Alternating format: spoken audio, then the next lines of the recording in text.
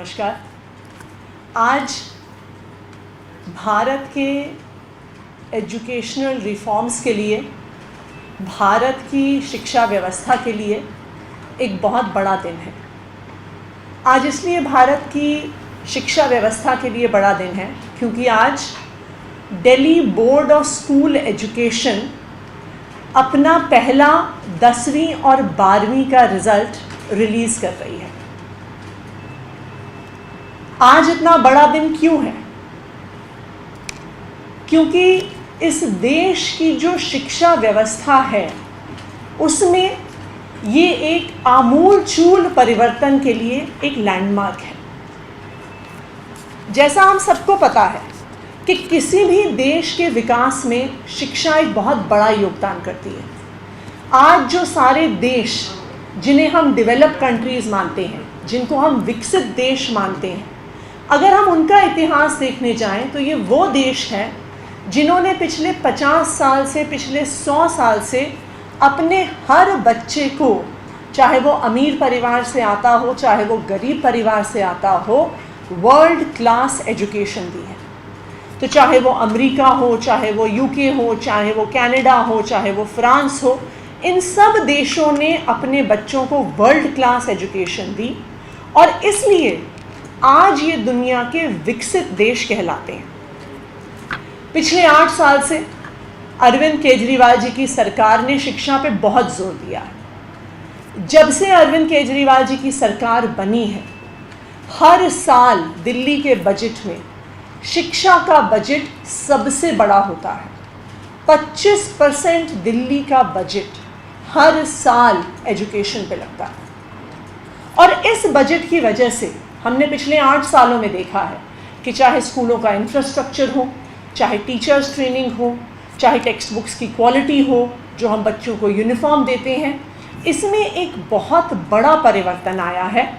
और हमने देखा है कि किस तरह से पिछले 3 साल में लाखों बच्चों ने प्राइवेट स्कूल छोड़कर दिल्ली के सरकारी स्कूलों में एडमिशन लिया। हमने ये भी देखा है कि जो भारत के कन्वेंशनल एजुकेशनल बेंचमार्क्स हैं, उनमें दिल्ली के सरकारी स्कूलों ने शानदार परफॉर्मेंस किया है। पिछले 5 साल से जो सीबीएसई के क्लास 12 के एग्ज़ाम रिज़ल्ट्स हैं, उसमें दिल्ली के सरकारी स्कूलों के नतीजे प्राइवेट स्कूलों से बेहतर आ रहे हैं। 2018 से आज तक हर साल 90% से ज़्यादा रिज़ल्ट दिल्ली के सरकारी स्कूलों का रहा है। इस साल भी जब सीबीएसई का 12वीं का रिज़ल्ट आया है तो दिल्ली गवर्नमेंट स्कूल्स का रिज़ल्ट ना सिर्फ सीबीएसई की नेशनल एवरेज से बेहतर है, बल्कि देश भर के प्राइवेट स्कूलों से बेहतर रिज़ल्ट दिल्ली के सरकारी स्कूलों का आया है। देश भर के प्राइवेट स्कूलों का रिज़ल्ट 87.95% आया, लेकिन दिल्ली गवर्नमेंट स्कूल्स का रिज़ल्ट 91.59% आया, प्राइवेट स्कूल से काफ़ी आगे। लेकिन शिक्षा सिर्फ मार्क्स नहीं होती है और हमने देखा है कि अगर आप इंडियन एजुकेशन सिस्टम को देखने जाइए तो सबसे ज़्यादा ज़ोर, जिसे हम कहते हैं रोट लर्निंग या रट्टा मारने पे होता है। भारतीय शिक्षा व्यवस्था में एग्ज़ाम देने का मतलब है कि जिसने ज़्यादा अच्छा रट्टा मारा उसको ज़्यादा नंबर आते हैं। और यही कारण है कि जो भारत में, पूरे देश में जो हमारे हाई क्वालिटी एजुकेशन इंस्टीट्यूशंस हैं, वो अपना एंट्रेंस एग्ज़ाम अलग लेते हैं, क्योंकि उन्हें हमारे एग्जिस्टिंग एजुकेशन सिस्टम पर, एग्जिस्टिंग एग्ज़ामिनेशन सिस्टम पर और उनसे आने वाले मार्क्स पर भरोसा नहीं है, क्योंकि उन्हें लगता है कि ये मार्क्स तो सिर्फ रोट लर्निंग या रट्टा मारने के आधार पर आते हैं।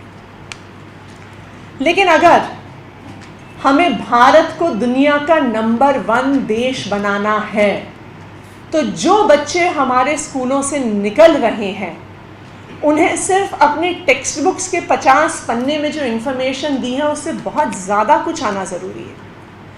खास करके आज के दौर में जहाँ पर टेक्नोलॉजी की वजह से आज हर बच्चे के हाथ में, हर इंसान के हाथ में एक फ़ोन है, जहाँ पर कोई भी इंफॉर्मेशन 30 सेकंड के अंदर अंदर आपको मिल सकती है। तो एक शिक्षा व्यवस्था का क्या पर्पस है? एक शिक्षा व्यवस्था का पर्पस है कि हम ऐसे लड़के लड़कियां अपने एजुकेशन सिस्टम से निकालें जो क्रिटिकल थिंकिंग कर सकें, जो अपने आसपास की चीज़ों को समझ सकते हैं, जो एनालिसिस कर सकते हैं, जो दुनिया में आसपास उनको इतनी इन्फॉर्मेशन मिलती है उसमें से क्या सही है क्या गलत है उसको आंक सकते हैं, उसको जांच सकते हैं। और इन्हीं सब चीज़ों के लिए दिल्ली ने ये एक लैंडमार्क शुरुआत की है जो Delhi board of school education है। 2018 में जब Delhi board of school education बना था और इसकी शुरुआत हुई थी, 2021 में हमारा जब Delhi board of school education की शुरुआत हुई थी, तब दिल्ली के मुख्यमंत्री अरविंद केजरीवाल जी ने खुद, जो ना सिर्फ दिल्ली और भारत में जाना जाता है पर वर्ल्ड का सबसे फेमस जो बोर्ड है IB, इंटरनेशनल बैकलॉरिएट, 2021 में हमने IB के साथ MOU किया और उस MOU के आधार पर जो Delhi board of school education है उसका सारा करिकुलम भी बनाया गया और उसका पूरा एग्जामिनेशन सिस्टम बनाया गया। हमारे Delhi board of school education की हमने एक छोटी शुरुआत करी है जहाँ पे हमारे 20 schools of specialised excellence Delhi board of school education से एफिलिएटेड हैं। इस साल 20 स्कूलों में 10th और 12th का जो रिज़ल्ट है वो DBSC से आया है।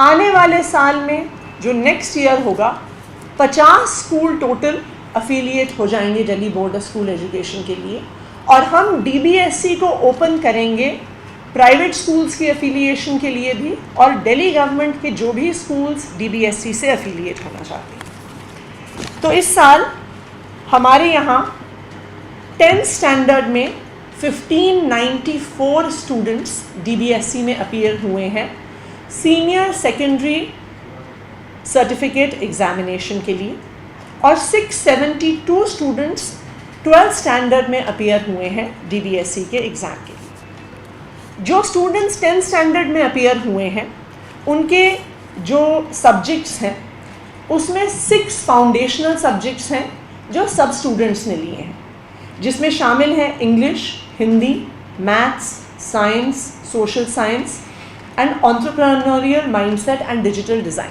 सो ये जो 6 सब्जेक्ट्स हैं इनको सारे हमारे 1594 स्टूडेंट्स ने लिया है। लेकिन जैसा कि आप जानते हैं हमारे जो स्कूल्स ऑफ स्पेशलाइज्ड एक्सीलेंस हैं वो 9th स्टैंडर्ड से ही स्पेशलाइजेशन हमारे स्टूडेंट्स को देते हैं। तो इन 6 फाउंडेशनल सब्जेक्ट्स के अलावा DBSC ने कई और सब्जेक्ट्स में भी एग्ज़ाम लिया है, जिसमें शामिल है world of work, systems and societies जो ह्यूमैनिटीज़ के स्टूडेंट्स ने दिया है, advance technologies, design and commerce जो high and 21st century skills के स्टूडेंट्स ने लिया है, जिसमें शामिल है advanced maths and advanced science जो STEM के स्टूडेंट्स ने लिया है और जिसमें media, creative writing, creative expression जैसे कोर्सेज शामिल हैं जो हमारे परफॉर्मिंग और विजुअल आर्ट्स के स्टूडेंट्स ने लिया। सो कुल मिलाकर 1594 स्टूडेंट्स ने ये एग्ज़ाम्स लिए हैं। 12th स्टैंडर्ड में इस साल सिर्फ एक स्ट्रीम ने DBSC से अपना एग्ज़ाम दिया है, वो है STEM, जिसमें शामिल है साइंस, टेक्नोलॉजी, इंजीनियरिंग और मैथमेटिक्स। जो हमारा DBSC का एग्ज़ाम है और जो हमारा DBSC का असेसमेंट है ये बाकी बोर्ड एग्ज़ाम से कैसे अलग है? सबसे पहली बात, अगर आप बोर्ड एग्ज़ाम्स का सिस्टम देखिए तो बोर्ड एग्ज़ाम साल में एक बार होते हैं और 3 घंटे के एग्ज़ामिनेशन पर बच्चे का पूरा फ्यूचर निर्धारित हो जाता है। मान लीजिए कोई स्टूडेंट बीमार हो जाए, किसी को ज़्यादा स्ट्रेस हो जाए, किसी कारणवश वो अपना एग्ज़ाम नहीं ठीक से दे पाता बोर्ड एग्ज़ाम, तो उस बच्चे का फ्यूचर ख़राब हो जाता है।